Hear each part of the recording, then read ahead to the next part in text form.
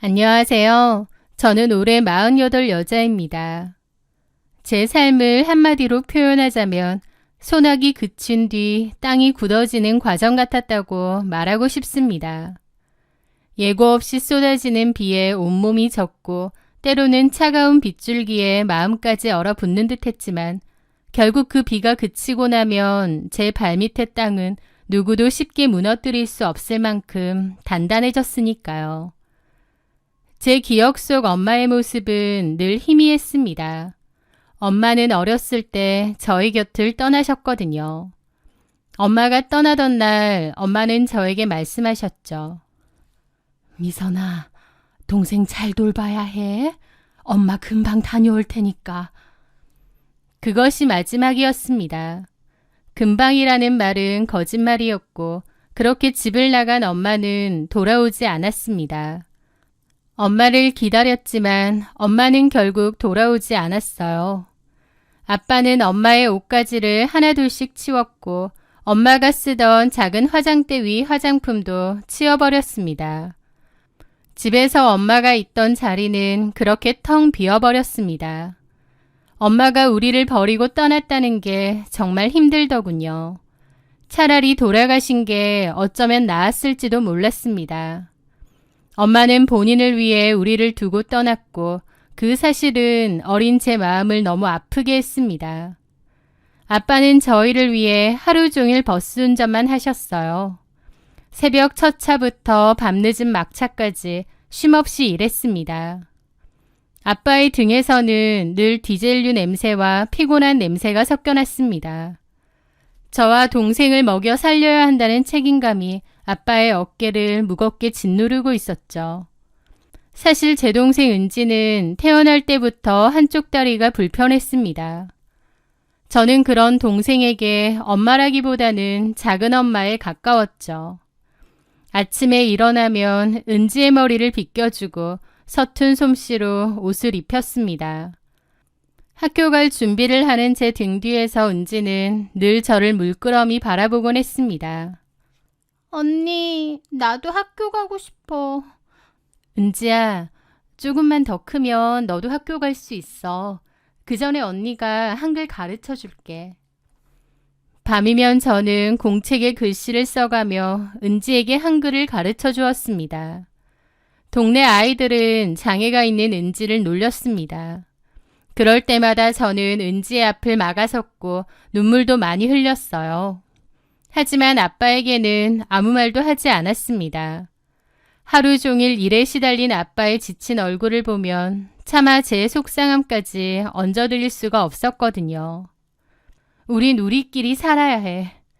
밤마다 은지와 나란히 낡은 이불을 덮고 누워 저는 그렇게 되뇌었습니다. 은지는 제 손을 꼭 잡았고 우리는 서로의 온기에 기대어 잠이 들었습니다. 고등학교 졸업식 날 저는 대학에 갈 수 없다는 현실을 마주했습니다. 아빠의 굽은 등과 몸이 아픈 은지를 보며 제가 가야 할 길은 정해져 있었습니다. 며칠 뒤 저는 최소한의 짐만 챙겨 서울행 버스에 올랐습니다. 취업을 해야 했고 돈을 벌어야 했는데 저희가 살던 곳에는 마땅히 취업할 만한 곳이 별로 없었거든요. 저는 아빠에게 서울로 가서 돈을 보내겠다고 했고 아빠는 미안하다며 울먹이셨죠. 미선아, 아빠가 미안하다. 아빠가 못나서. 아니야, 아빠. 내가 돈 많이 벌어서 우리 은지 다리도 고쳐주고 아빠 호강시켜 드릴게. 차창 밖으로 아빠와 은지가 손을 흔드는 모습이 점점 작아졌습니다. 눈물이 났지만 소리내어 울지 않았습니다. 왜냐하면 이제는 울면 안 된다고 생각했거든요. 낯선 곳, 낯선 사람들 사이에서 살아야 했고 제 마음을 단단히 고쳐먹어야겠다고 생각했습니다. 서울은 크고 낯선 도시였어요. 저는 친척집에서 잠깐 지내면서 닥치는 대로 일자리를 구하고 일을 했습니다. 돈이 된다고 하면 가리지 않고 일을 했던 것 같아요. 공장을 많이 다녔는데 더 많은 돈을 준다고 하면 또 자리를 여러 번 옮기기도 했습니다. 제 모든 관심사는 오로지 돈이었습니다. 참 악착같이 살았던 것 같은데 지금도 그때의 저를 생각하면 안쓰러운 마음이 커요. 너무 어렸고 너무 외로웠으니까요. 혼자 지내는 밤은 길고 무서웠습니다. 그냥 다 포기하고 고향으로 내려갈까 싶기도 했어요. 통장에 월급이 들어오는 날이면 저한테 꼭 필요한 생활비 정도만 빼고 나머지 돈은 대부분 아빠에게 붙였습니다. 그걸로 아빠는 주로 은지에게 들어가는 돈으로 많이 쓰셨던 것 같아요. 은지는 저와 다르게 대학도 진학했습니다. 다리가 불편하긴 하지만 은지는 착하고 어른스럽고 똑똑한 아이였어요. 은지가 공부를 잘하고 제가 보내주는 돈이 도움이 된다는 걸 알았기에 다시 버틸 힘이 생겼습니다. 그렇게 시간은 흐르고 24살의 겨울 저는 평일에는 공장에서 일을 하고 주말에는 낮 시간 동안 집 근처 분식집에서 서빙 일을 했습니다. 그런데 그 무렵 그 분식집 사장님의 소개로 전 남편 최도연을 만나게 되었습니다. 그는 저보다 5살 많은 평범한 회사원이었어요. 그 분식집 사장님의 조카라고 했죠. 최도연의 첫인상은 성실하고 착해 보였습니다. 분식집 사장님은 제가 착하고 부지런하다며 좋게 보셨고 자기 조카를 소개해 주신 거죠. 그렇게 최도연을 만나보게 되었는데 그 사람은 저에게 많은 위로가 되어 주었습니다. 특히 제 이야기를 경청해서 잘 들어주고 많은 위안도 해주었죠. 저는 그 남자에게 가난한 어린 시절과 아픈 동생, 홀로 서울살이를 하는 제 처지를 말했습니다. 그 누구에게도 털어놓을 수 없었던 저의 이야기를 했던 거였죠. 그 남자는 제 처지를 비웃거나 혹은 동정하지 않았습니다. 그저 묵묵히 제 이야기를 들어주고 제 눈을 바라보면서 위로를 건넸어요. 미선 씨 참 대단하네요. 그 어린 나이에. 대단하긴요. 그냥 악착같이 사는 거죠. 멋있어요. 가족을 위해서 그렇게 희생하는 모습. 요즘 여자들 같지 않고 참 대단한 것 같아요. 그의 따뜻한 눈빛과 목소리에 외롭던 제 마음도 조금씩 열리는 것 같았습니다. 그 후로도 우리는 몇 번 더 만났습니다. 그 남자도 집 형편이 그리 여유롭지는 않았어요. 그래서 저희는 데이트를 할 때 비싼 레스토랑 대신 국밥집에 갔고 영화관 대신 동네 공원을 함께 걸었습니다. 남들이 보기엔 구질구질해 보이고 참 별 볼 일 없어 보일지 모르지만 그래도 저는 너무 행복하고 좋았습니다. 늘 제 걸음에 맞춰 천천히 걸어주는 그 남자의 사소한 배려조차도 제게는 큰 위로가 되었거든요. 그렇게 잘 만나오다가 그 남자가 그러더군요. 미선아, 나랑 결혼해 줄래? 내가 너의 지붕이 되어줄게. 더 이상 비 맞지 않게 해줄게. 25, 그의 청혼에 저는 고개를 끄덕였습니다. 제게는 제가 만든 가족이라는 울타리가 생기는 것 같았습니다. 성실하고 착하고 제가 참 많이 사랑했던 한 남자를 만나 이루는 가정, 너무 행복하고 좋더라고요. 결혼 후 몇 년은 정말 꿈만 같았습니다. 이전에는 저 혼자 아등바등 살아왔는데 이제는 함께할 인생의 동반자가 생겼다는 게 그렇게 든든하고 좋을 수가 없더라고요. 결혼하고 얼마 뒤 남편은 회사를 그만두고 퇴직금으로 작은 식당을 차렸습니다. 원래도 식당을 하려고 했던 사람이고 계속 준비를 했었거든요. 저도 같이 돕기로 했죠. 그렇게 작은 가게를 열고 나서 우리는 정말 열심히 일했습니다. 새벽 4시면 일어나 함께 새벽 시장에 신선한 재료를 사러 갔습니다.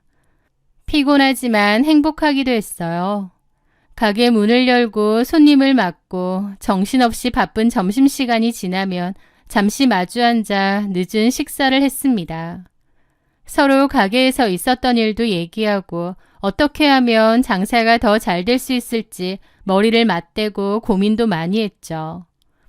고된 하루가 끝나고 셔터를 내린 뒤 텅 빈 가게를 함께 청소하면서 이런저런 대화도 잘 나누었는데 저는 그 시간이 참 좋았습니다. 몸은 힘들었지만 마음은 행복했고 든든했죠.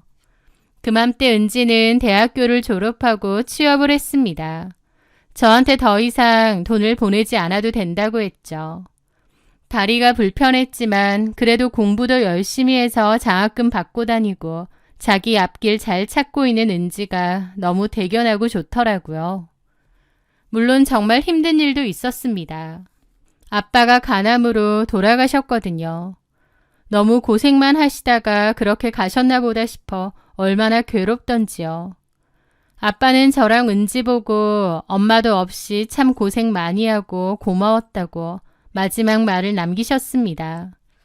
아빠가 돌아가셔서 한동안 정말 죽을 만큼 힘들기도 했는데 그 위로를 해준 것도 남편이었습니다. 남편은 이렇게 힘들어하면 돌아가신 아버님도 눈을 못 감으신다며 저보고 마음을 추스리자고 해주었죠.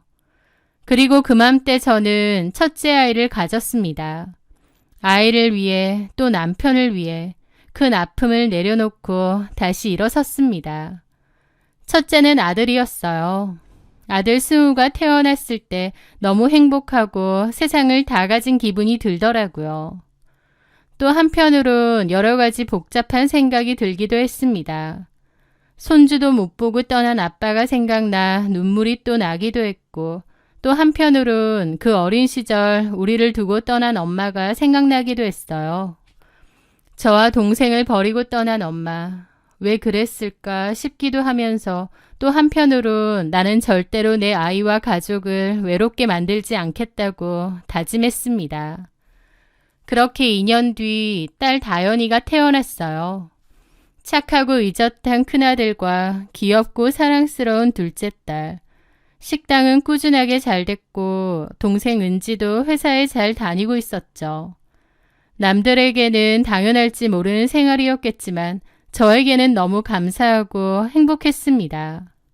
남편은 가게 한쪽에 작은 방을 만들었습니다.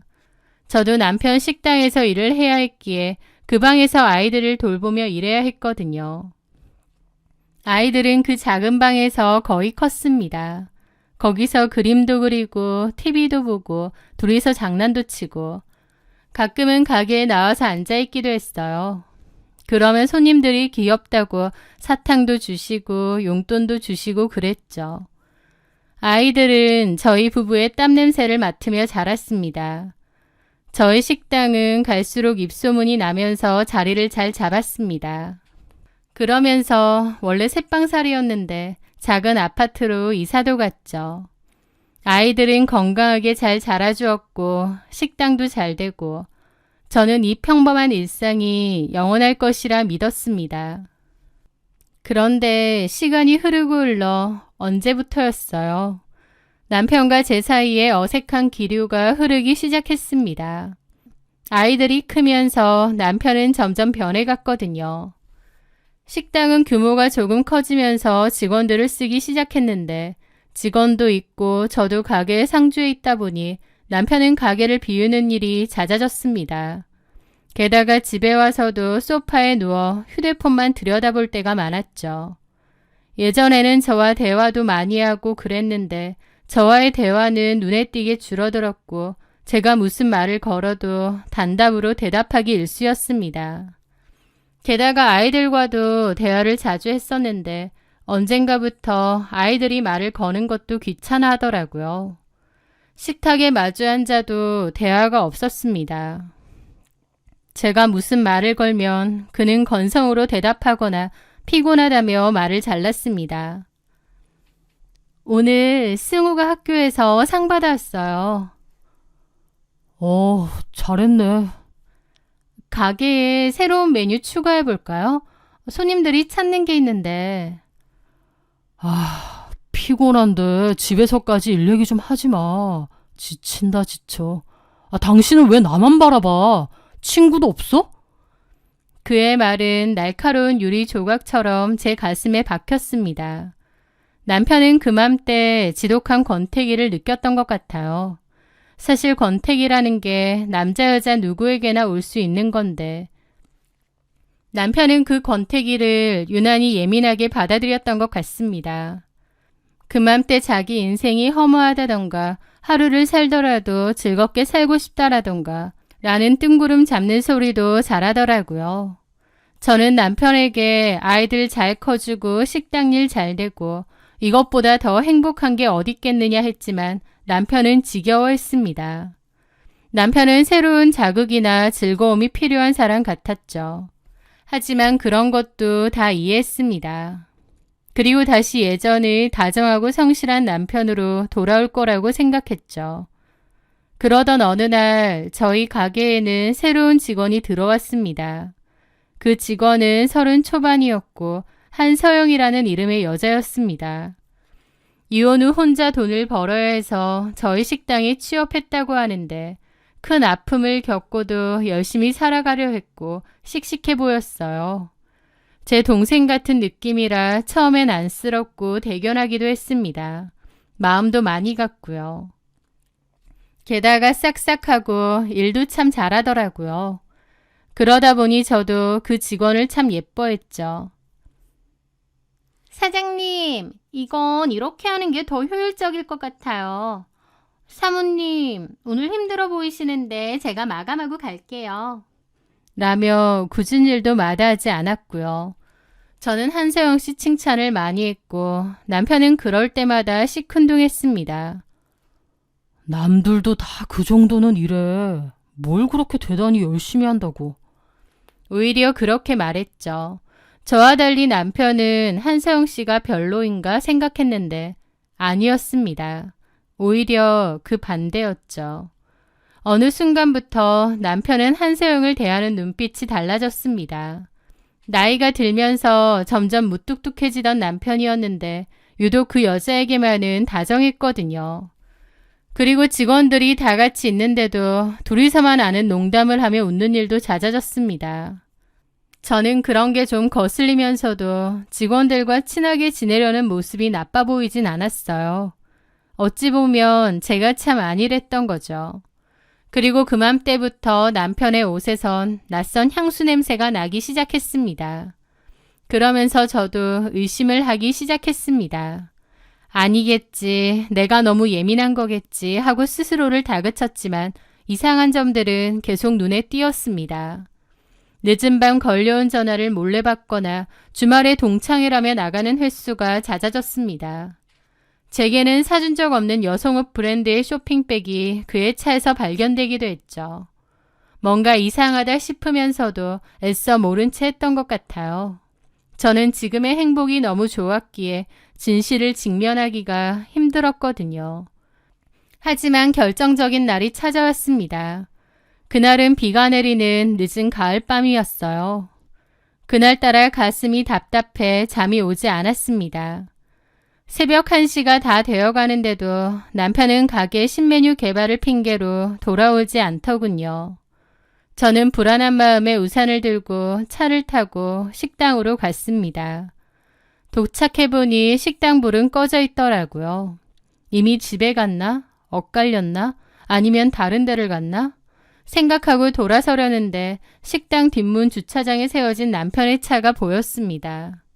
차가 있다는 걸 알게 된 저는 내려서 조심히 그리로 다가갔죠.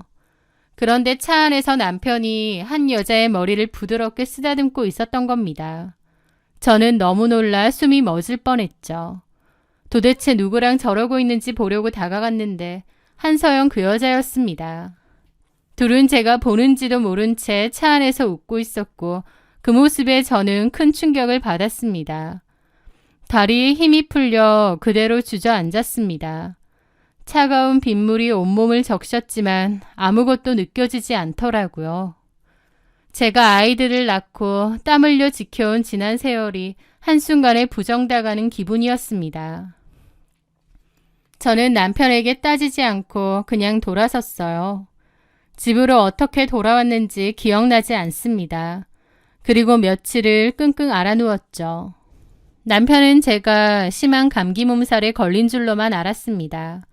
제가 모든 것을 알고 있다는 사실을 남편은 전혀 몰랐으니까요. 며칠 뒤 저는 아이들을 학교에 보낸 뒤 그와 마주 앉았습니다. 할 얘기가 있어요. 무슨 얘기? 나 다 봤어요. 며칠 전 밤에 가게 앞에서. 한서영 씨랑 무슨 관계예요? 제 질문에 늘 무심하던 남편의 얼굴이 딱딱하게 굳어졌습니다. 그는 시선을 피하며 잠시 침묵하더니 이내 모든 걸 체념한 듯 입을 열었습니다. 당신이 어떻게 알았는지 모르겠지만 다 알고 있다니까 솔직하게 말할게. 나 한서영이랑 서로 좋아해. 그 말을 듣는 순간 심장이 바닥으로 쿵 떨어지는 것 같았습니다. 남편의 입으로 직접 다른 여자를 좋아한다는 말을 듣는 것은 제 상상을 초월하는 고통이었습니다. 언제부터요? 한서영이 우리 식당 취업하고 나서 얼마 안 됐을 때부터요. 그럼 최소 8개월 이상이었습니다. 제가 남편의 스트레스를 걱정하고 지친 어깨를 안쓰러워하던 그 시간 동안 그는 가게 직원과 사랑을 속삭이고 있었던 겁니다. 기가 막혀 헛웃음이 나왔고 이내 눈물이 쏟아졌습니다. 어떻게 나한테 이럴 수 있어요? 우리 승우 다현이는 어떡하고? 미안하게 됐어. 하지만 우리 솔직히 예전 같지 않잖아. 대화도 없고. 나도 솔직히 좀 지겹고 건태롭고. 그런데 서영이를 만나면서 내가 다시 살아있다는 걸 느꼈어. 당신이랑은 너무 오래됐고 이젠 그냥 가족이잖아. 근데 나도 남자야. 한서영 만나면서 설렘도 느끼고 얼마나 행복한지 몰라. 잘못됐다고 할지라도 그냥 모른 척 가고 싶어. 당신한텐 미안해. 그의 말은 너무나 잔인했습니다. 미안하다고는 했지만 그의 얼굴에는 일말의 죄책감도 보이지 않았습니다. 오히려 건태로운 관계가 전부 다 제 탓인 것처럼 말하더라고요. 남편을 정말 많이 사랑했고 의지했고 또 믿었습니다. 저희는 가족이었고 인생의 동반자라고 믿었어요.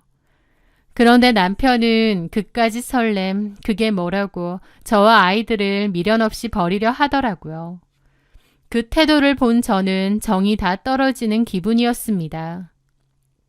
이혼, 그 단어 외에는 아무것도 떠오르지 않았어요. 한창 예민한 시기에 아이들이 받을 상처가 눈앞에 아른거렸지만 더 이상 이 남자를 남편으로 아이들의 아버지로 존중하며 살 자신이 없었습니다. 이혼은 저 자신을 지키기 위한 마지막 선택이었죠. 남편은 사실 이혼보다 이렇게 그냥 살아도 된다는 헛소리를 했는데 저는 그러고 싶지 않고 이혼하겠다고 했습니다. 대신 재산 분할이든 위자료든 제대로 내놓으라고 했죠. 남편은 지가 잘못한 주제에 막상 상황이 그렇게 되니 엄청 계산적으로 나오더군요. 그래서 이혼 과정은 생각보다 더 지독했습니다. 재산 분할과 양육권 문제로 몇 달을 다퉜죠. 남편은 식당에 대한 제 기여를 인정하지 않으려 했고 저는 그 오랜 기간 내 모든 것을 바쳤던 그곳을 지키기 위해 싸워야 했습니다. 싸움이 치열했는데 결론적으로 아이들은 제가 키우기로 했고 식당은 남편에게 넘기기로 했어요. 대신 재산 분할을 받기로 했고 위자료 그리고 일시불로 양육비를 받는 것으로 마무리 지었습니다. 법원 복도를 나서던 날 저는 뒤도 돌아보지 않았습니다. 재산 분할 받은 돈으로 아이들과 함께 살 집을 얻었습니다. 낯선 집에서 짐을 풀며 우리의 새로운 삶이 시작되었던 거죠. 재산 분할로 받은 집은 이사를 가는 데에 거진 썼기에 살아갈 길이 좀 막막하기도 했습니다. 고정적인 수입이 필요했고 아이들을 혼자 책임져야 했으니까요. 오랫동안 식당 일을 했기에 식당을 차려볼까 싶다가도 어쩐지 내키지 않더라고요. 그러다 문득 예전부터 막연히 아이들을 돌보는 일을 해보고 싶다는 생각이 떠올랐습니다. 저는 곧장 보육교사 자격증 과정을 알아봤고 낮에는 가벼운 아르바이트를 하고 밤에는 인터넷 강의를 들으며 자격증을 따기 위해 공부했습니다. 그리고 몇 달 뒤 저는 동네 작은 어린이집에 보조교사로 일하게 되었어요. 처음엔 아이들의 울음소리와 정신없는 환경에 지치기도 했습니다. 하지만 낯선 환경에 울던 아이가 제 품에 안겨 울음을 그칠 때, 작은 손으로 제 옷자락을 붙잡고 선생님 좋아요라고 말해줄 때 너무 행복하고 일에 보람이 느껴지더라고요. 누군가 나를 필요로 하는 느낌, 남편에게서 찾으려 했던 그 느낌을 저는 이 작은 아이들에게서 받고 있었던 거죠. 그렇게 조금씩 제 삶을 다시 찾아가던 어느 날이었습니다. 저희 반에 새로운 민준이라는 아이의 할머니가 등하원을 자주 시켜주셨습니다. 그 할머니는 민준이의 이모 할머니라고 하더라고요. 그분은 인자한 미소에 단정한 옷차림을 한 분이었습니다. 하루는 민준이가 다른 아이와 다투는 바람에 얼굴에 상처가 생겨서 할머니께 죄송하다는 전화를 드렸습니다. 죄송합니다. 제가 잘 살폈어야 했는데. 아니에요. 선생님, 애들 키우다 보면 다 그런걸요. 너무 마음 쓰지 마세요. 차분하고 따뜻한 목소리였습니다. 그리고 이상하게도 낯이 있고 마음이 편안하기도 하더라고요. 어느 날 오후 할머니는 평소보다 조금 일찍 민준이를 데리러 오셨습니다. 그런데 할머니가 제 명찰을 보시더니 갑자기 걸음을 멈췄습니다. 보조 선생님 성함이 박미선이에요? 네, 맞는데요. 왜 그러시죠? 할머니는 망설이다가 물어보시더라고요. 혹시 고향이 어딘지? 고향을 물어보시길래 저는 어리둥절해하며 제 고향을 말했습니다. 그랬더니 갑자기 그분의 눈에 눈물이 가득 고이는 거예요. 아버지 성함이 박상길인가요? 저는 그 자리에 얼어붙었습니다. 머릿속이 하얗게 비는 것 같았습니다. 제 고향과 저희 아빠의 이름을 안다니. 그렇다면 놀란 저에게 그분이 그러더군요. 미선아, 나야 엄마. 엄마, 제 인생에서 지워버렸던 그 이름, 평생을 원망했던 그 존재가 제 눈앞에 서 있었습니다. 저는 반사적으로 손을 뿌리쳤습니다. 무슨 말씀이세요? 사람 잘못 보셨어요. 저 엄마 없습니다. 이미 돌아가셨어요. 제 목소리는 차갑게 떨렸습니다. 저는 그렇게 자리를 박차고 안으로 들어갔고 그 할머니는 아이의 손을 잡고 한참이나 그 자리에 서서 우시더라고요. 그 후 며칠 동안 힘든 시간을 보냈습니다. 그 후에 할머니, 아니 엄마는 매일같이 어린이집 앞으로 저를 찾아왔습니다. 저는 애써 외면했지만 엄마는 포기하지 않고 저를 보러 오시더군요. 저는 이 일에 대해 가장 먼저 동생에게 전화를 걸었습니다. 이 사실을 어떻게 전해야 할지 두려웠지만 수학이 넘어 은지는 제 생각보다 훨씬 더 단단한 사람이었습니다. 언니, 엄마가 원망스럽긴 하지만 그래도 나도 엄마 보고 싶어. 언니도 엄마 많이 보고 싶어 했고 많이 그리워했잖아. 한번 만나봐 언니. 동생은 저보고 엄마를 만나보라고 하더라고요. 그리고 아이들에게도 이 일에 대해 이야기를 했습니다. 저희 딸 다연이는 제 손을 잡아주더라고요. 그리고 엄마가 가장 원하는 선택을 하라고 제 마음을 응원해 주었습니다. 그 말을 듣는 순간 저는 또 울었습니다. 제가 지키고 있다고 생각했던 아이들이 어느새 이렇게 자라 저를 지켜주고 있었으니까요. 결국 저는 엄마와 마주 앉기로 했습니다. 엄마는 지난 세월을 울먹이며 털어놓았습니다. 너무 어린 나이에 저를 낳았고 준비되지 않은 상황과 지독한 가난이 너무나 버거웠다고 했습니다. 연이어 은지가 장애를 갖고 태어났을 때 세상이 무너지는 것 같아 모든 것을 감당할 수 없었고 정신적으로도 문제가 생겼다고 했습니다. 아빠는 저희에게는 좋은 분이었지만 엄마에게는 그렇지 않았고 엄마는 그 집에서 계속 살다간 콱 죽을 것 같은 기분에 매일 시달렸다고 했어요. 엄마는 결국 가장 어리석은 선택으로 도망쳤다고 했습니다. 미선아, 그렇게 집을 나왔지만 단 하루도 너희를 잊은 날이 없었어. 밥을 먹다가도 너희 생각이 나서 울컥했고 길에서 네 또래 아이만 봐도 가슴이 철렁 내려앉았어. 매일 밤 너희 꿈을 꿨어. 하지만 돌아갈 용기가 없었고 염치도 없었지. 나는 그때 너무 어렸고 너무 어리석었어. 엄마는 그 후 재혼하지 않고 평생 혼자 지냈다고 했습니다. 낯선 도시에서 식당 허드렛 일부터 시작해 안 해본 일이 없었다고 했습니다. 그렇게 억척같이 돈을 모은 이유는 단 하나, 언젠가 우리를 다시 만나게 되면 뭐라도 해주고 싶은 마음뿐이었다고 했습니다. 이게 내가 너희에게 줄 수 있는 전부야. 정말 미안하다. 평생을 모은 거야. 제발 받아줘. 저는 터져나오는 울음을 참을 수 없었습니다. 돈 때문이 아니었습니다. 평생 우리를 잊고 어디선가 행복하게 잘 살고 있을 거라 생각하며 원망했는데 그게 아니었습니다. 엄마 역시 저처럼, 아니 저보다 더한 고통 속에서 평생을 후회하며 살아온 것이었습니다. 그 마음을 알게 되자 지난 시간 동안 가슴을 짓누르던 원망이 눈물과 함께 녹아내리는 것 같았습니다. 그날 이후 엄마와의 관계는 천천히 회복되었습니다. 며칠 뒤 저희는 다 함께 엄마를 만났습니다. 동생도 올라왔고 저희 아이들도 저희 엄마와 만났죠. 저희 엄마는 펑펑 우시면서도 이렇게 자기를 용서해 주어서 고맙다고 말하시더라고요. 그날 이후 저희는 주말마다 함께 식사를 하며 조금씩 가족이 되어가고 있었습니다. 그리고 얼마 전 남편의 소식을 듣게 되었습니다. 저와 이혼한 뒤 한서영 그 여자와 바로 재혼했다고 했는데요.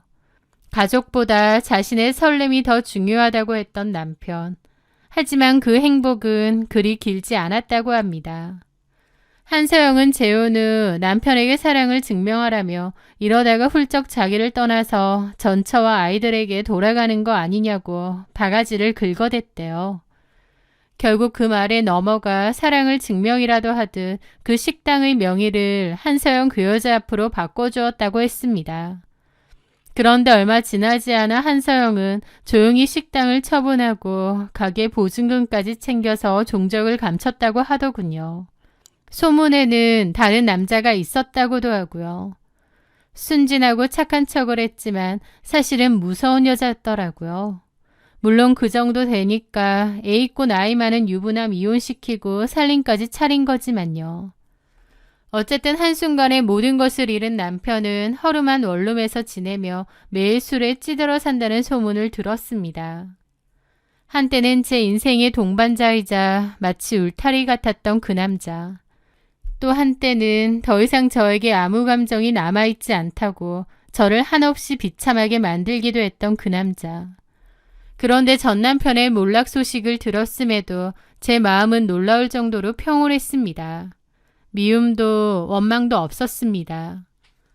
왜냐하면 남편에 대한 제 감정이 모두 정리가 되어 저와는 아무런 상관이 없는 사람이 되었기 때문이죠. 다만 아이들이 알면 속상해할까봐 따로 아빠의 근황을 알려주진 않았습니다. 어떻게 살든 그것조차도 남편이 선택한 길이겠죠. 돌아보면 제 인생은 늘 무언가를 벼텨내는 과정의 연속이었습니다. 엄마 없는 집에서, 가난 속에서, 남편의 배신 앞에서 늘 홀로 버텨야 했습니다. 하지만 그 시간들 덕분에 저는 지금의 제가 될 수 있었습니다. 더 단단해졌고 제 자신의 힘으로 온전히 설 수 있게 되었습니다. 이제 저는 압니다. 세상에 완벽한 가족은 없다는 것을요. 중요한 것은 서로를 향한 마음을 어떻게 지켜나가는가 하는 것입니다. 저는 오늘도 어린이집으로 출근합니다. 아이들의 제잘거리는 소리를 들으며 웃고 주말에는 조금은 서먹하지만 따뜻한 엄마의 밥을 먹습니다. 제 옆에는 든든한 아들, 딸과 세상 가장 좋은 친구이자 동생인 은지가 있습니다. 이만하면 꽤 괜찮은 인생 아닐까요? 제 긴 이야기를 들어주셔서 정말 감사합니다.